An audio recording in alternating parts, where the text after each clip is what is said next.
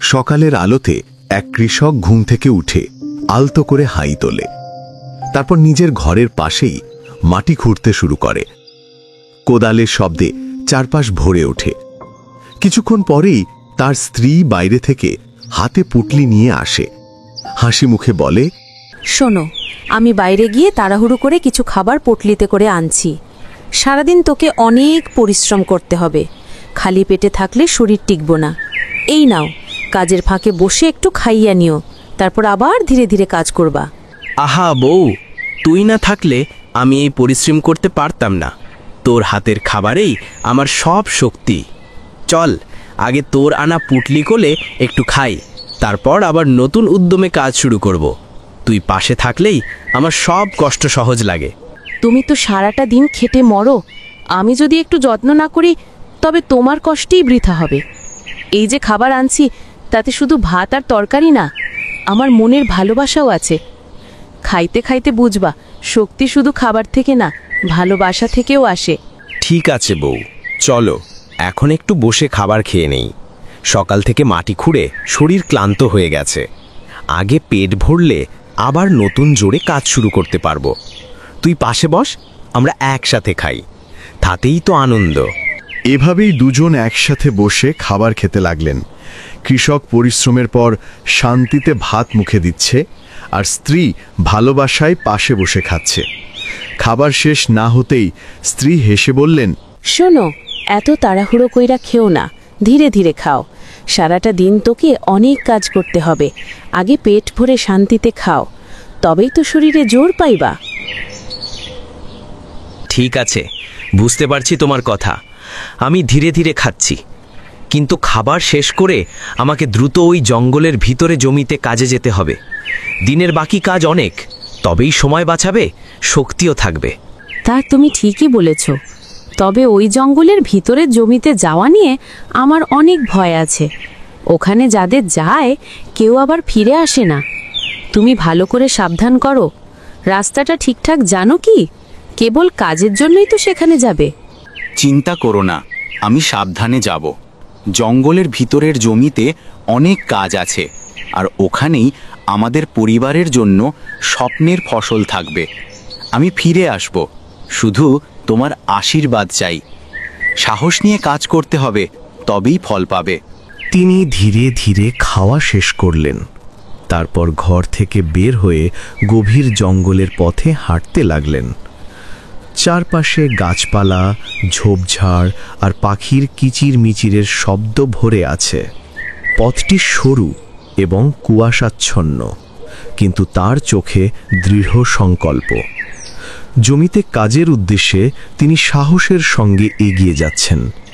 তোকে তো আরও একবার আমি ডেকে আনতে বলেছিলাম তুই আর একজন হলে এই স্থানে প্রবেশ করতে পারবি না, তবুও আবার এসেছিস। বুঝছিস না, এই জঙ্গলের নিয়মে যারা আসে তাদের ফলাফল হয় শুধুই। আমি জানি আপনি আমাকে সতর্ক করেছিলেন, তবুও এখানে আসার একটাই কারণ, আমার পরিবারের জন্য ফসলের কাজ করতে হবে। আমি সাবধানে কাজ করব, কেউকে কোনো ক্ষতি হতে দেব না। শুধু আমাকে এক সুযোগ দিন, তারপর আমি ফিরে যাব। তুমি সাহসী, তবু মনে রেখো এই জঙ্গলের নিয়মে অবজ্ঞা করার সুযোগ নেই। আমি কেবল তোমার সতর্ক করেছি। কাজ কর, তবে কোনো ভুল করলে ফলাফল হবে ভয়ঙ্কর। এবার যাক, তোমার কাজ শুরু করো, তবে চোখ খোলা রাখো। তিনি নিজের ফসলি জমিতে কাজ করতে শুরু করলেন। মাটি খোঁড়া, বীজ বুনা আর জল দেওয়ার কাজ করতে করতে শরীর ক্লান্ত হয়ে উঠল। গ্রীষ্মের সূর্যের তাপ আর পরিশ্রমের কারণে হাঁপিয়ে উঠলেন। তুই এখানে একা ঢুকছিস, ভুল করেছিস। আমি এই জঙ্গলের মালিক।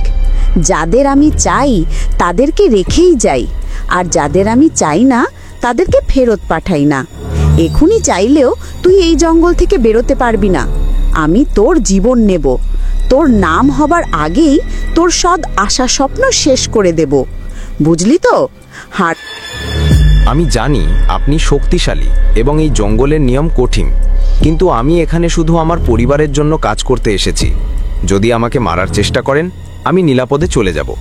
আমি প্রস্তুত, ধৈর্য ও বুদ্ধি দিয়ে পথ বের করব, আর আপনার মনোযোগ অন্যদিকে সরিয়ে দিই, যাতে শান্তিতে চলে যেতে পারি। কি তুই এই জঙ্গলে আমার কথা না মেনে এগিয়ে যাচ্ছিস? মনে করেছো আমি তোর কোনো কিছুতেই ভয় পাই না? এবার দেখ, আমার রাগের ফলে যিনি আমার পথে বাধা হবেন তাকে আমি আর ফিরিয়ে দেব না। তোমার বুদ্ধি কাজ করবে না, প্রতিটি পদক্ষেপ আমার নিয়ন্ত্রণে। আমি জানি আপনার রাগ ঠিক আছে, আমি কোনো ভুল করতে চাইনি, কিন্তু আমি শুধু আমার পরিবারের জন্য কাজ করতে এসেছি। আমি সাবধানে কাজ করব এবং এখানে কোনো ঝামেলা তৈরি করব না। আপনি চাইলে আমি ধীরে ধীরে পিছু হটছি, আপনার নিয়ম মেনে চলছি, শুধু আমাকে নিরাপদে ফিরে যাওয়ার সুযোগ দিন। তুই সত্যি সাহসী ও বুদ্ধিমান। অনেকেই আমার রাগ দেখলেই পালিয়ে যায়, কিন্তু তুই ভালো। এবার দেখ, এক ধরনের সৎ মনোভাব থাকলে আমি তোর দিকে হাত বাড়াবো না। সাবধান থেকো, তবে যেতে পারিস। তবে মনে রাখিস, আমার চোখ সবসময় তোর ওপর থাকবে। ধন্যবাদ, আমি বুঝতে পারছি। আমি সাবধানে চলে যাচ্ছি, কোনো ভুল করব না। আপনার চোখ সবসময় আমার উপর থাকলেও আমি আমার কাজ শেষ করব। আল্লাহর নাম নিয়ে নিরাপদে ফিরে যাব। আবার দেখা হলে সদয় আচরণ আশা করি। দাঁড়াও, তোমার সাহসিকতা আর দৃঢ় মনোবলের ওপর ভিত্তি করে আমি তোমাকে পুরস্কৃত ঘোষণা করেছি। যারা নির্ভীক ও বুদ্ধিমান তাদের জন্য এই জঙ্গলের নিয়মে বিশেষ সম্মান আছে। সাবধানে চলো, তবেই তোমার পরিবার এবং কাজের লক্ষ্য সফল হবে। তার সাহসিকতা ও পরিশ্রমের জন্য কৃষককে অনেক ধন সম্পদ দিয়ে পুরস্কৃত করলেন। পুরস্কার পাওয়ার আনন্দে কৃষক মনোমুগ্ধ হয়ে বাড়ি ফিরলেন। তার পরিবারও খুশিতে ভরে উঠল।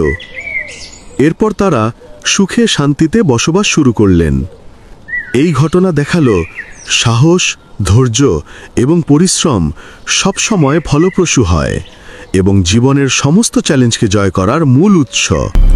হে দর্শকবৃন্দ, ভিডিও দেখছেন ভালো কথা, কিন্তু একটাই অনুরোধ, কমেন্ট করবেন, লাইক দেবেন আর অবশ্যই সাবস্ক্রাইব করবেন।